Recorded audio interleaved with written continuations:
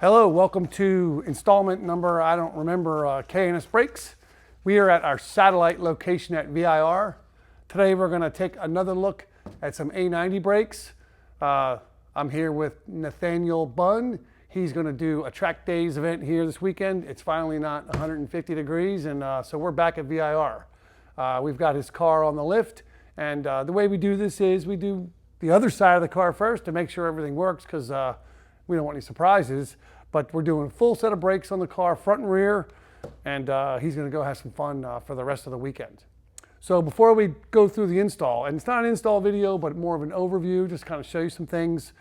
We did one before a couple of years ago with a guy named Jordan, and there was a couple of hiccups, so to speak, but we learned it, of course, nothing complicated, but I'll show you some of the parts.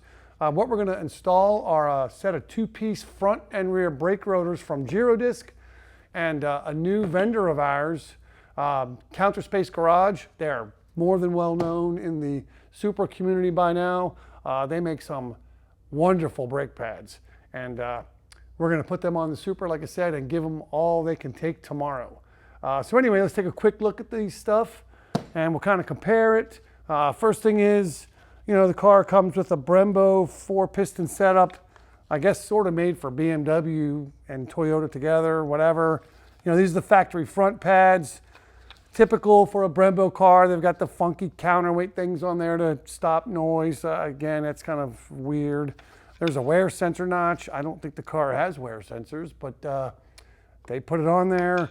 And then the rear pads are a typical single piston, fairly wide annulus BMW shape. They use that all over. You know, a couple things we found, you know, it's a little bit odd that there's a sort of a sensor notch in the rear. Again, whatever. So that's that.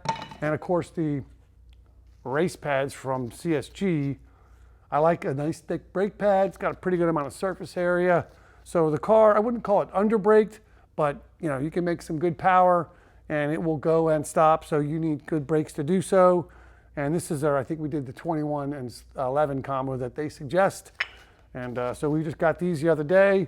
So you'll notice, of course, we don't need counterweights on a track pad because, well, who cares if they make noise? In fact, you know, rear pads again, same thing. Here we go. So anyway, Nate has a good number of track days on the car. So maybe a little hard to see, but these are the front rotors. This is BMW's relatively common, I guess they call this a pin drive design. And I can look in there and see, and that is a curved vane disc, if you know what that means. But either way, it's got some pretty good heat checking, and it's roughly time for new ones. So here we are. And just so you'll know, we'll take a quick weight on that one. That says 27 pounds. I'm holding it, and I'm not going to bother not, but pretty darn close. See if I did it right. That is a front. So the Girodisc two-piece rotor design is a little different, more typical sort of quote race car.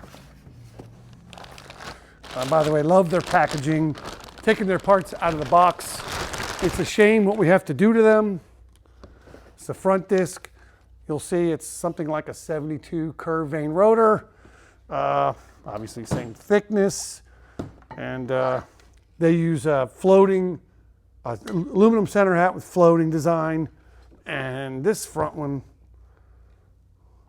you get about 3 pounds off of it. It's 24 pounds and change. So it's not designed as a weight savings modification. That's unintentional. You're trying to get a more efficient management of heat because that's what brakes do. All made in USA. In fact, the discs are made by Walpaca, or cast by Walpaca, excuse me. They make probably more discs than anyone in the world. And then Girodisc uses them, and then of course they machine the center hats. So that's a good look at the front rotor. We'll do a little bookkeeping here and show you the rear. I don't like brake dust, so I put the gloves on and off.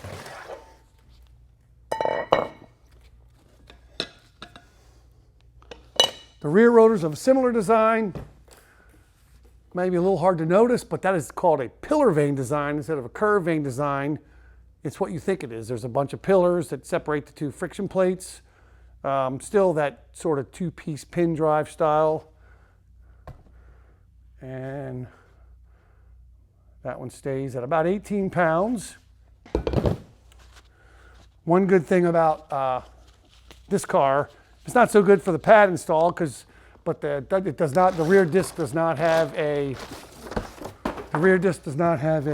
internal parking brake drum. So that makes it a little easier to make the rear disc. Again, same situation, two-piece rotor assembly, aluminum center hat. Again, still a curved vane disc assembly, made in USA, etc. And, ooh, okay, little front heavy there. So, you know, give or take 15 pounds, so about 2 pounds a wheel in the rear. So you're getting, 6 pounds off the front and 4 out the rear. There are worse things that could happen to you. Anyway, that's a good look at the parts. This is not an install video, but we'll at least go through a few things we saw. So we're going to tidy up a bit and restart the video here in a second and show you the install on this.